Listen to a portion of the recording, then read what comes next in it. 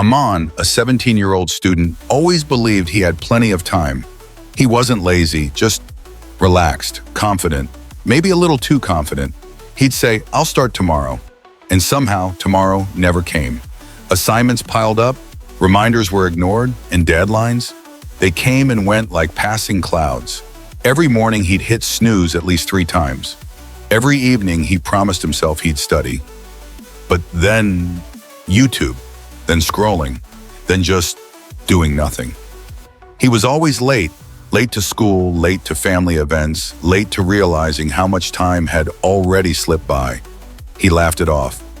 "Chill, I've got this," he'd say with a grin. Time in his world was endless, forgiving, patient. But time isn't patient, it's just quiet. And while Amaan waited for the perfect moment to begin, life kept moving. Grades dropped, opportunities faded, people stopped expecting him to show up on time, or at all. He didn't notice the shift at first. But then came the moment he couldn't delay. An exam, an interview, a reality check. And for the first time, he felt it. The pressure, the weight of everything he thought he had time for.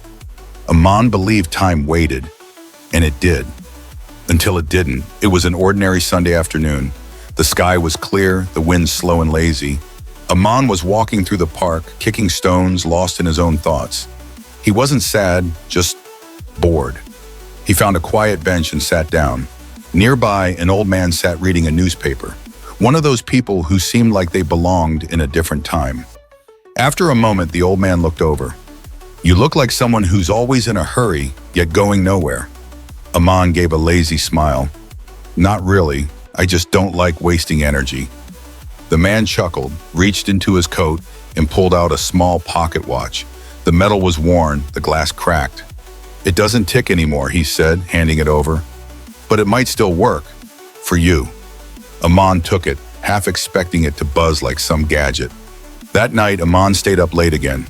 Binge-watching, gaming, checking every app except the clock. It was 2:13 a.m. when he heard it. Tick, tick, tick. He looked around, confused. The room was quiet. Then he saw it. The pocket watch on his desk was ticking. But something was wrong. The hands were moving backward. Suddenly, Amaan wasn't in his room anymore. He was at the cafe 2 weeks ago, his best friend sitting alone, staring at the door. Then the school auditorium, where he missed the science fair sign-up deadline. Then at home, his father standing at the door in the morning, ready to say goodbye before work.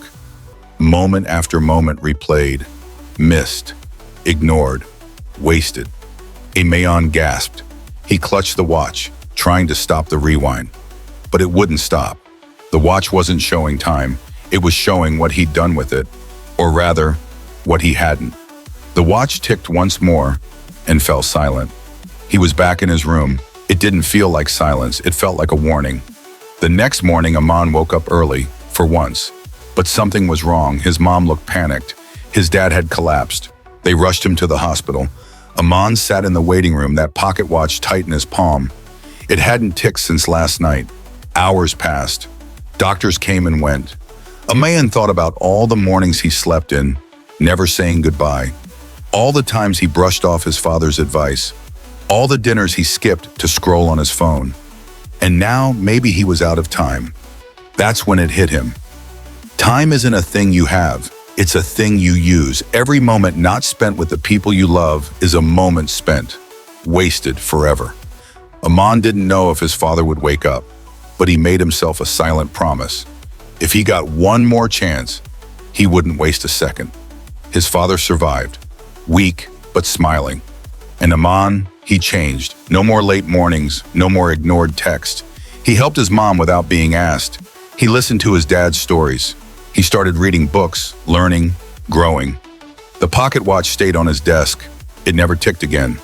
But Amaan didn't need it to, because now he felt every second. A year later, he returned to that same park hoping to find the old man. He didn't, but he did find a younger boy, slouched on a bench, glued to his phone. Amaan sat beside him and smiled. "You look like someone who thinks he has all the time in the world," he said. The boy looked up. "Maybe." Amaan reached into his pocket and handed him the watch. "It doesn't tick anymore," he said, "but it might still work for you. Time doesn't scream when it leaves. It just walks away, silently, forever. The question is, will you walk with it or let it leave you behind?